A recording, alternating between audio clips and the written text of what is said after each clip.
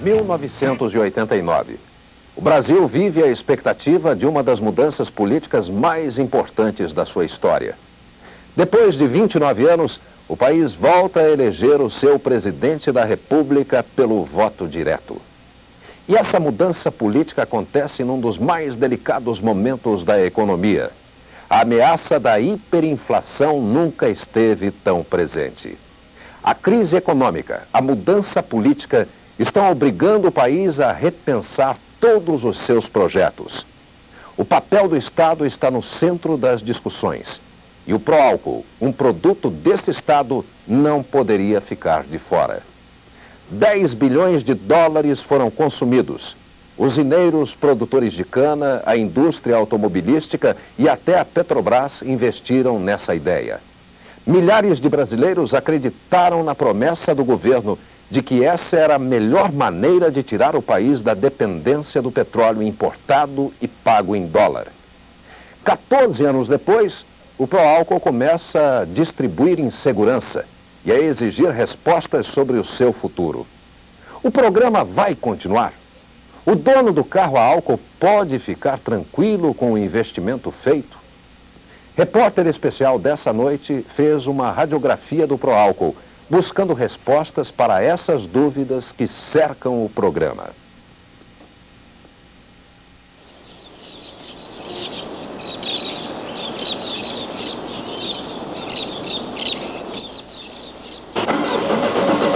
O inverno continua sendo um desafio para o carro a álcool.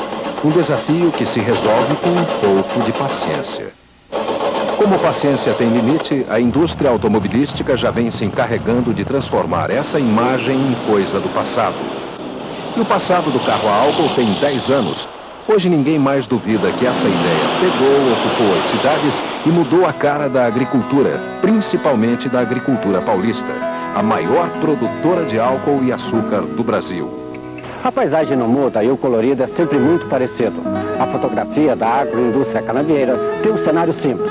É uma usina ao fundo, cercada de cana por todos os lados, mas que concentra uma poderosa economia. São dezenas de municípios que investiram no Proálcool e milhões de hectares de terra cobertos de cana-de-açúcar. Daqui saem 9 bilhões de litros de álcool por ano, mais de 60% da produção nacional. Mas o programa do álcool, que parece definitivamente enraizado nessa região, na verdade esconde uma crise por trás de todo esse verde. Uma crise que abala o prestígio do carro a álcool e provoca inquietação aqui no campo. O estupim da insegurança foi aceso em maio último, quando o álcool chegou a desaparecer dos postos em algumas regiões do país. O risco de desabastecimento foi contornado, mas serviu de combustível para movimentar uma discussão que vinha sendo adiada. O futuro energético do país, que tem no Proálcool um dos principais parceiros. O programa parou de crescer em 1985. E o mais grave, a produção de álcool está caindo. Na contramão, o consumo de combustíveis vem crescendo, seguido por um aumento da frota de veículos a álcool. Elevar a produção de álcool seria a solução mais simples, mas ela traria outros problemas. Agravaria a crise financeira da Petrobras, reduzindo ainda mais a produção de gasolina, combustível que tem custo de produção 2 vezes menor que o álcool. Por isso, a tendência dentro do governo é rever o Proálcool, buscando uma harmonia de interesses entre produtores de cana, usineiros e a Petrobras. O Proálcool foi criado em 1975 como reação à crise do petróleo. O preço do barril, que custava $2,5 em 1973, subiu para quase $11 em 1974. A primeira etapa do programa previa apenas a adição de álcool anidro à gasolina numa proporção de 10%, mistura que ficou conhecida como rabo de galo. Mas em 1979, uma nova crise internacional puxou o preço do barril para $25. E as previsões eram negras, o que foi confirmado no futuro. Em 1981, o barril do petróleo chegou aos $34. Foi a partir desse novo choque do petróleo que o Proálcool entrou na sua segunda fase. O álcool hidratado era adotado como combustível alternativo para o Brasil. O programa foi projetado para atingir os 10 bilhões de litros de álcool anuais, 30% anidro e 70% hidratado. Para cumprir esse cronograma, o governo incentivou a instalação de destilarias autônomas, exclusivamente montadas para fazer álcool. E contribuiu também para aumentar a capacidade das usinas anexas responsáveis pela fabricação de açúcar. Ao mesmo tempo em que incentivou a produção, o governo seduziu o consumidor. Comprar um carro a álcool era 2% mais barato que o mesmo modelo a gasolina. Por decreto, o governo determinou que o litro do álcool não poderia ultrapassar os 65% do litro da gasolina. O TRU seria de apenas 50%, e os carros a álcool ganharam o direito de abastecer aos sábados, o que era proibido para os veículos a gasolina. E o que você acha agora dos postos poderem abrir aos sábados para vender álcool? Esse seria um incentivo para a classe, né? Sendo o álcool um produto nosso, tem que ter mais regalias do que a gasolina, né? E você acha que compensa ter um táxi movido a álcool atualmente? Sim. Financeiramente e tecnicamente, os dois. Compensa sim. E nesse show de incentivos entrou a indústria automobilística. O proprietário de carro a álcool tinha garantia de 20 mil quilômetros e mais regulagem gratuita durante os primeiros 6 meses. As indústrias não estão dando conta das encomendas de carro a álcool e uma das fábricas já está produzindo metade da sua linha em carros a álcool. Não há necessidade, então, de estímulo à venda do carro a álcool? Novos estímulos não, os estímulos dados são suficientes e trazem grande vantagem ao consumidor. A produção de álcool, que era de 500 mil barris por ano em 1975, chegou aos 12 bilhões de litros no ano passado. Na indústria, a participação do carro a álcool cresceu de 0,3% em 1979 para 96% em 1985, ficando em 88,4% no ano passado. Hoje a frota nacional é de 4 milhões e meio de veículos que consomem mais de 300 milhões de litros de álcool por dia. A existência dessa frota aumentou o prestígio e o poder econômico da agroindústria canavieira. Dezenas de municípios se desenvolveram em torno da cultura da cana-de-açúcar e tem nesse setor sua principal e às vezes quase exclusiva fonte de arrecadação de impostos. Um dos maiores exemplos é a região de Ribeirão Preto, onde mais de 80% da arrecadação de dezenas de municípios vem das destilarias. Em Barra Bonita, a simples ameaça de que o pró-álcool venha a sofrer alterações assusta. Assusta o morador e assusta a administração atual de Barra Bonita, porque Barra Bonita é alicerçada num tripé de economia. E o ciclo da cana-de-açúcar é muito grande aqui em Barra Bonita, ela significa muito para a economia do nosso município. A cidade, durante a semana e fora da temporada turística, fica assim, praticamente vazia. Só ganha vida depois do expediente. Quase a totalidade de sua população está, de uma forma ou de outra, ligada à usina da Barra, considerada a maior produtora de álcool e açúcar do mundo.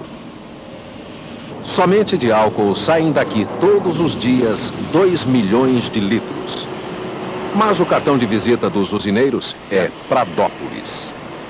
Plantada no meio do canavial, Pradópolis parece um outro país. Tem um baixíssimo índice de mortalidade infantil, não tem mendigos e nem menores abandonados, mas tem água encanada e esgotos em todas as casas do município. E 90% da população são trabalhadores rurais. Tudo isso só é possível porque a cidade é a menina dos olhos da usina São Martinho de Açúcar e Álcool, de onde sai 80% da arrecadação municipal. E além disso, nos últimos 30 anos, os diretores da usina vêm se sucedendo na prefeitura de Pradópolis. Dessa forma, quando se trata de política, a cidade não deixa muita esperança para quem quer fazer oposição. Pradópolis não tem hospitais, mas um eficiente serviço de atendimento médico. Os índices de mortalidade na cidade são os mais baixos do país. 60% da população mora em casa própria e o índice de violência é quase zero. Há 4 anos que não ocorre um crime nessa cidade de 10 mil habitantes. O que acontece mais é acidente de trânsito, que a gente tem mais ou menos 25% das ocorrências são acidentes de trânsito com vítima e sem vítima.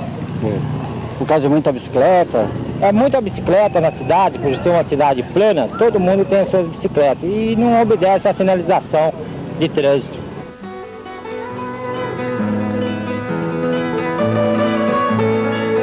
Pradópolis é um oásis produzido pelo Proálcool, mas nem tudo é prosperidade na região.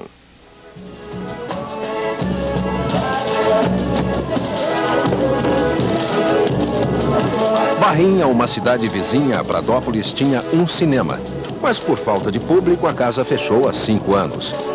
Fora esse forró improvisado, a vida por aqui mistura miséria, monotonia e trabalho. Boa parte da população é de Boias Frias, que trabalham na mesma usina São Martinho. Mas essa condição de fornecedora de mão de obra não traz benefícios à cidade. Por questões geográficas, Barrinha fica fora da área de influência das usinas e arrecada por ano 800 mil cruzados novos apenas.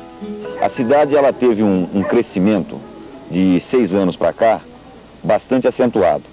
E um crescimento mais ou menos desorganizado. Nós temos aqui na infraestrutura nossa, principalmente na água, é um caos. Você vê, nós não temos aqui um reservatório de água, então todos os poços artesianos caem direto na rede. E quando ocorre o problema, por exemplo, de queimar uma bomba ou um problema qualquer, fica sem água. Ao lado da pobreza e falta de infraestrutura básica, Barrinha tem outro sério problema: a violência, com índices que já se aproximam da Baixada Fluminense. E não por coincidência, Barrinha é dona de um dos mais ativos movimentos sindicais de Boias Frias da região. Depois das nossas reivindicações, que o patrão, se quiser ter as suas canas contadas, que eles aceitam com o sindicato. Vamos aguardar aqui, vamos fortalecer os piquetes, que é muito importante, depois das nossas reivindicações. No movimento sindical de Barrinha, as mulheres estão na linha de frente, lutando contra a discriminação que as novas decisões da Constituinte levaram para o campo. Por que eles não querem mulher, você sabe? Geralmente quem fala que mulher dá menos lucro para a usina, né? Porque geralmente se mulher tem filho, esse negócio de 140 dias, tem que pagar 140 dias para as mulheres ficarem em casa, né? Geralmente eles não estão querendo mulher justamente por causa disso. Agora, acho que para ter um filho, agora precisa de filho de ordem para a usina para poder ter um filho agora? Não pode ser assim.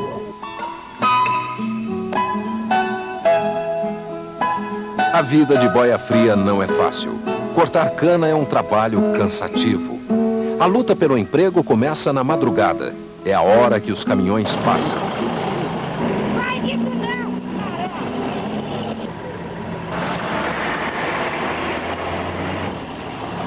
O transporte muitas vezes é feito pelos gatos, um intermediário entre o usineiro e o trabalhador. No canavial, a hora do corte começa cedo, quando a cana já está preparada. Senão, boia fria tem que esperar pela queimada. A garantia de trabalho e o espetáculo mais bonito do canavial.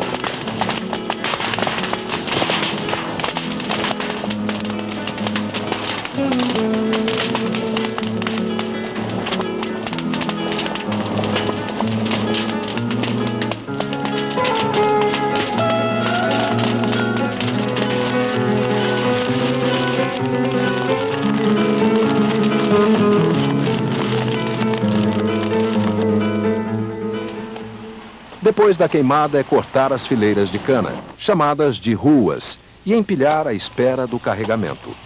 Cada trabalhador, em média, corta 5 toneladas por dia.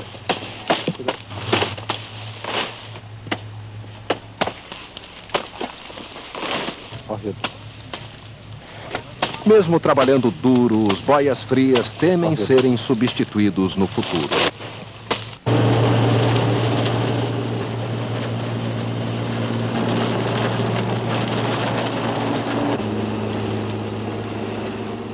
Uma máquina dessas corta por dia até 500 toneladas de cana, o trabalho que mais de 50 boias frias demoram para realizar.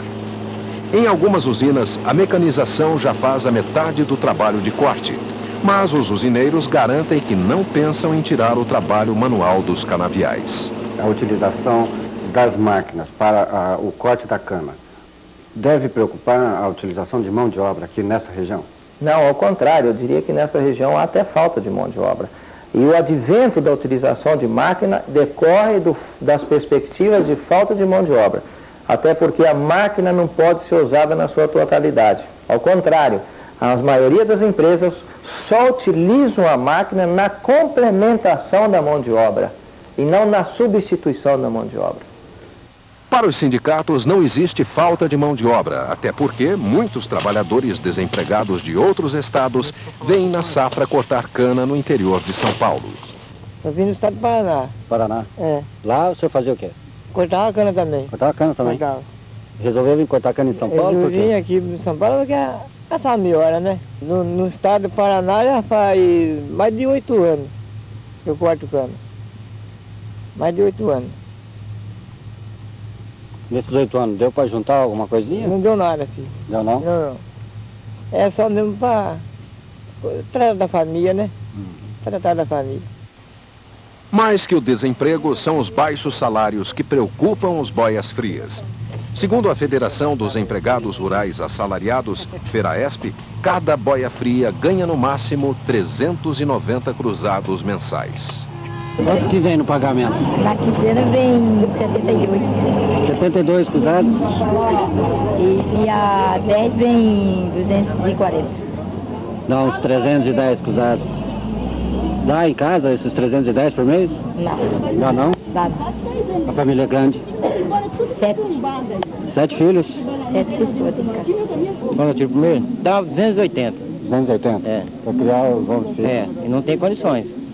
Os usineiros reconhecem os baixos salários, mas afirmam que os reajustes só poderão ser concedidos quando o governo aumentar os preços da cana colhida e do álcool destilado. Se nós tivermos o preço normal, eu acho que é com maior satisfação que nós pagamos os nossos operários a um preço que deixa eles também tranquilos. O que não podemos nós, diante do governo aí da Nova República, saímos de proprietário para boia fria. Hoje, apesar do boia fria não ganhar muito, mas nós ganhamos menos do que ele. Os sindicalistas não aceitam essa matemática. Para eles, mesmo nos tempos de vacas gordas, os salários também eram baixos. Por isso, alguns dirigentes não reconhecem nem mesmo a importância social do Proálcool, responsável direto por mais de 800 mil empregos. O déficit da Petrobras, provocada pela existência do álcool. Todo o dinheiro que o governo aplicou até agora no Proálcool, se fosse aplicado em obras sociais, em outras regiões do país, como o Vale do Jequitinhonha, como o Nordeste, em programas de irrigação para pequenos, médios proprietários, nós não teríamos hoje uma concentração enorme de trabalhadores, de pessoas nos núcleos urbanos, tanto da região de Ribeirão Preto, como até em São Paulo, por exemplo. Longe de admitir o fim do Proálcool, os produtores de cana se comparam aos boias frias. Desde o início do programa, eles nunca tinham vivido situação tão difícil. Em 1975, quando as primeiras usinas foram feitas, 60% das canas plantadas e utilizadas para fabricar álcool eram produzidas por fornecedores outros, que não os proprietários das usinas, os acionistas das usinas. Nos últimos anos, sobretudo nos últimos 4 anos, os preços dados ao produtor, tanto de álcool quanto de cana, têm sido tão cronicamente baixos, em comparação inclusive com outros produtos agrícolas, que o fornecedor está desaparecendo, ele está se encolhendo. Então os números que nós temos de 89 são de que apenas 38% das canas que foram esmagadas no ano passado tiveram por origem fornecedores fora das usinas. Ao lado dos boias frias e produtores, os usineiros engrossam o coro dos descontentes. Dizem que estão perdendo dinheiro. Por que o senhor disse que esse preço hoje é incompatível? Porque ele não remunera os custos de produção, não é? Porque se nós temos custos na faixa de $40 e as projeções de custo nos levam a preços de $45 e nós recebemos em torno de 30, 32, ele é totalmente incompatível com a manutenção do setor. A crise do campo chega às cidades e provoca falta de álcool. O carro a gasolina recupera o prestígio, mas a Petrobras passa pela sua pior crise. Alguns presidenciáveis falam do pró-álcool e o programa ganha milhares de cabos eleitorais com o aumento da poluição em São Paulo.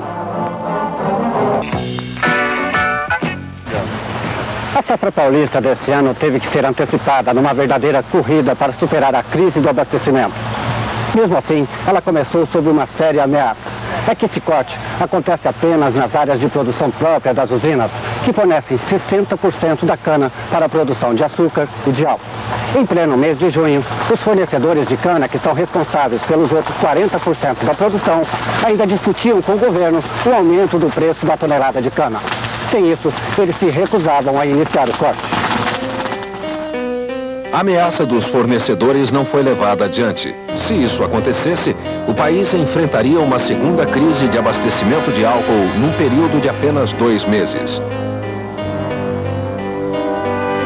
Da primeira vez, em maio, o consumidor de São Paulo só tomou um susto. Quando que acabou o estoque de álcool deste posto? Acabou há 1 hora atrás. É a primeira vez que acaba? Não, é a segunda vez. Faltou hoje e faltou anteontem, né?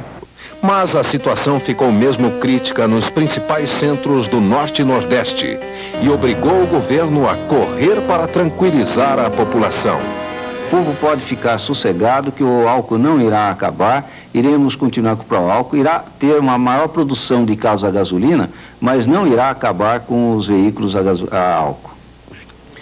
A situação só foi contornada com um apelo do governo aos produtores da região Centro-Sul, que responderam rapidamente com a antecipação da safra 89.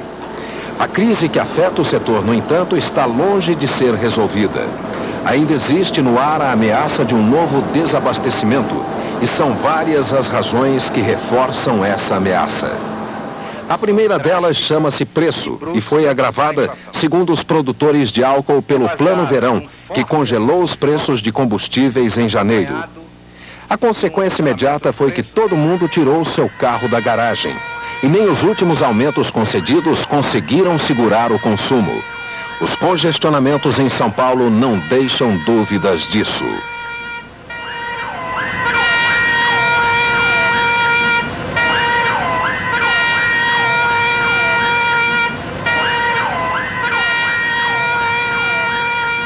Na verdade, a aceleração do consumo do álcool vem desde a implantação do programa em 79. No ano seguinte, a frota brasileira já consumia 2 bilhões e 700 milhões de litros. No ano passado, atingiu os 11 bilhões e 600 milhões de litros e deve chegar aos 13 bilhões este ano. Já a produção continuou nos mesmos níveis de 1985, 11 bilhões e 700 milhões de litros, com um agravante. Nas últimas 3 safras, a produção de cana caiu 4,5%. Não bastasse essa situação, os usineiros nordestinos ainda tiveram que enfrentar uma quebra de safra no ano passado por causa da seca. Mas o mais grave ficou por conta da decisão desses usineiros, principalmente de Pernambuco, que preferiram vender açúcar para o mercado externo do que produzir álcool para o mercado interno. Por falta de planejamento do governo, o produtor do Nordeste teve a opção de produzir açúcar ou álcool. Entre a produção de produzir açúcar e receber na velocidade do consumo, e produzir álcool e não receber, levar 12 meses, e naquele período, era aquele período, vocês se lembram que a Petrobras deixava de fazer os pagamentos, ele optou por fazer aquele produto que tinha um retorno mais baixo, mas perfeitamente dentro das normas estabelecidas pelo governo. Para este ano, eles pensam em aumentar o tamanho da desobediência. Ainda de olho na exportação, ameaçam não cumprir o plano de safra fixado pelo IAA de 2 bilhões e 400 milhões de litros de álcool. Afirmam que vão produzir 300 milhões de litros a menos.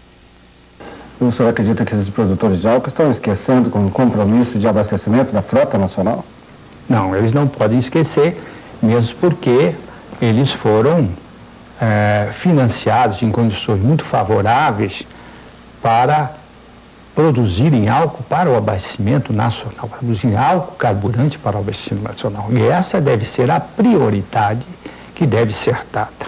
Primeiro o abastecimento nacional, segundo a exportação. Em Pernambuco, a quebra de compromisso na entrega do álcool combustível já ganhou contornos de crime. Ainda no mês passado, alguns usineiros venderam álcool para a Petrobras, que não conseguiu retirar o produto. Não havia nada estocado nas usinas. Há quem tenha a responsabilidade de fazer-se cumprir a entrega dessas cotas. Sim, é o Ministério do Desenvolvimento da Indústria e Comércio, o Senal e o IA, essas produções. Agora, os produtores do Nordeste quase sempre não cumprem essas cotas que são estabelecidas. Os produtores da região Centro-Sul também reagem contra a atitude dos usineiros nordestinos e reclamam do IAA melhor fiscalização para o cumprimento do plano de safra. O IAA, ele vai priorizar absolutamente o abastecimento interno. Então, somente as sobras é que serão exportadas. E o abastecimento interno, ele vai ser garantido através do acompanhamento da safra. Então o plano foi estabelecido, a safra vai se desenvolver, então o IAA vai a cada instante verificar se a produção está correspondendo ao que foi previsto. Queda na produção e opção pelo mercado externo de açúcar são dois lados de um mesmo problema: as defasagens de preço, reivindicação de usineiros e produtores de álcool do norte ao sul do país.